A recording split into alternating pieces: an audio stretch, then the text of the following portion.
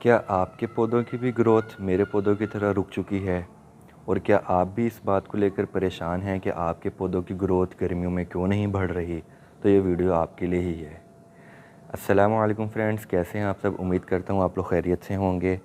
तो आज की हमारी वीडियो का जो टॉपिक है वो ये है कि बाज़ लोगों के जहन में ये सवाल होता है कि गर्मियों के अंदर जो है पौधों की ग्रोथ होती है, लेकिन जून और जुलाई के अंदर हम देखते हैं कि हमारे कुछ पौधों की ग्रोथ तो हो रही होती है, लेकिन बाज़ औक़ात पौधे ऐसे होते हैं जिनकी ग्रोथ होनी चाहिए लेकिन उनकी हो नहीं रही होती। तो जिसकी वजह से वो बहुत सारे जो हैं फर्टिलाइज़र अपने पौधों पर अप्लाई करते हैं। तो क्या होता है, उनके पौधे पहले तो सिर्फ उनकी ग्रोथ रुकती है, लेकिन जब वो फर्टिलाइज़र अप्लाई करते हैं तो जिसकी वजह से उनके पौधे बिल्कुल ही जल जाते हैं और ख़त्म हो जाते हैं।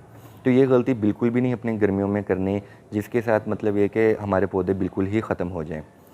हमने ये चीज़ समझनी होगी कि नवंबर, दिसंबर, जनवरी ये 3 महीने ऐसे होते हैं जो पौधों का डोरमेंसी पीरियड होता है। डोरमेंसी पीरियड उसको कहते हैं कि पौधे हमारे रेस्ट के अंदर चले जाते हैं। मतलब ये कि शाखें निकल रही होती हैं, नए पत्ते निकल रहे होते हैं, वो बिल्कुल रेस्ट के अंदर पौधे होते हैं। लेकिन जून और जुलाई 2 ऐसे महीने होते हैं, इसके अंदर हमारे पौधे स्ट्रेस में चले जाते हैं। रेस्ट में और स्ट्रेस में, इसका बस आपने थोड़ा सा कंपैरिजन करना है। स्ट्रेस में जाने का मतलब ये होता है उनका आइडियल टेम्परेचर मिलता रहेगा तो हमारे पौधे अच्छे से ग्रोथ करते रहेंगे। जैसे ही उनका आइडियल टेम्परेचर ख़त्म होगा या उसके अंदर कमी आएगी तो पौधे हमारे स्ट्रेस के अंदर चले जाते हैं। तो स्ट्रेस के अंदर पौधे क्यों जाते हैं और पता कैसे चलेगा हमारे पौधे स्ट्रेस के अंदर जाते हैं? तो उसकी सबसे बड़ी 2 वजूहत हैं, उनको हमने देखना होगा। हमारा जो टेम्परेचर है, जिधर हम रह रहे हैं उधर का टेम्परेचर क्या है? अगर वो टेम्परेचर गर्मियों के अंदर 38 से कम है, फिर तो हमारे पौधों की अच्छे से ग्रोथ हो रही होती है। लेकिन अगर हमारा टेम्परेचर 38 से ज़्यादा होता है तो हमारे पौधों की ग्रोथ रुक जाती है। और दूसरे नंबर पर जो मेन चीज़ होती है गर्मियों के अंदर जिसकी वजह से पौधों की ग्रोथ रुकती है, वो होती है ह्यूमिडिटी। जून और जुलाई के अंदर जो होता है बहुत ज़्यादा गर्म हवाएं चलती हैं, या तो हवाएं चलती नहीं हैं या चलती हैं तो बहुत ज़्यादा गर्म हवाएं चलती हैं, तो उसके अंदर नमी बिल्कुल भी नहीं होती। उस हवा के अंदर ह्यूमिडिटी बिल्कुल भी नहीं होती। जबकि प्लांट्स की ग्रोथ के अंदर हम देखते हैं कि हमारे पौधों को जहाँ पर पानी चाहिए होता है, जहाँ पर उनको एक अच्छी सॉइल चाहिए होती है, जहाँ पर उनको अच्छे फर्टिलाइज़र्स चाहिए होते हैं, वहाँ पर उनको ह्यूमिडिटी बहुत ज़्यादा ज़रूरी है उनकी ग्रोथ के लिए।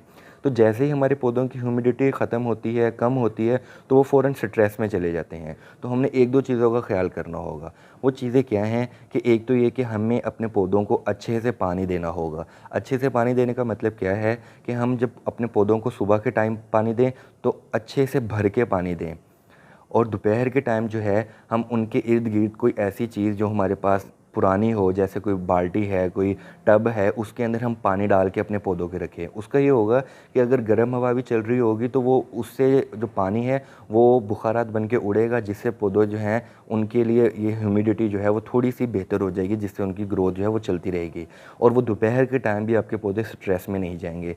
जबकि हम गर्मियों के अंदर देखते हैं कि हमारे पौधे जो हैं दोपहर के टाइम में उनके पत्ते मुरझाए हुए, लटके हुए होते हैं। जैसे ही असर और मगरिब का टाइम होता है और जब हम उन्हें पानी देते हैं तो हमारे पौधे बिल्कुल सीधे हो जाते हैं।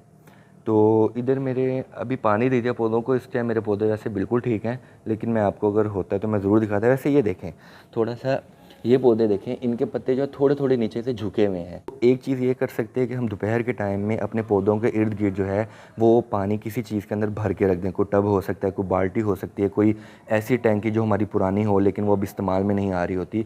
तो उससे ये क्या होता है कि हमारे पौधों के लिए ह्यूमिडिटी जो होती है वो बनना शुरू हो जाती है और पौधों की ग्रोथ हमारी चलती रहती है। उनका कद भी बढ़ता है, उनकी नई-नई जो है वो टहनियाँ भी निकलती हैं और पत्ते भी निकलते हैं। जिस तरह कराची का एरिया है उसके अंदर जब हवा चलती है तो उस हवा के अंदर बहुत ज़्यादा ह्यूमिडिटी होती है, क्योंकि वो हवा जो है अगर समंदर की तरफ से चल रही हो तो उसके अंदर खुद ब खुद जो है ह्यूमिडिटी खुद बहुत ज़्यादा होती है, उसका लेवल बहुत ज़्यादा हो जाता है।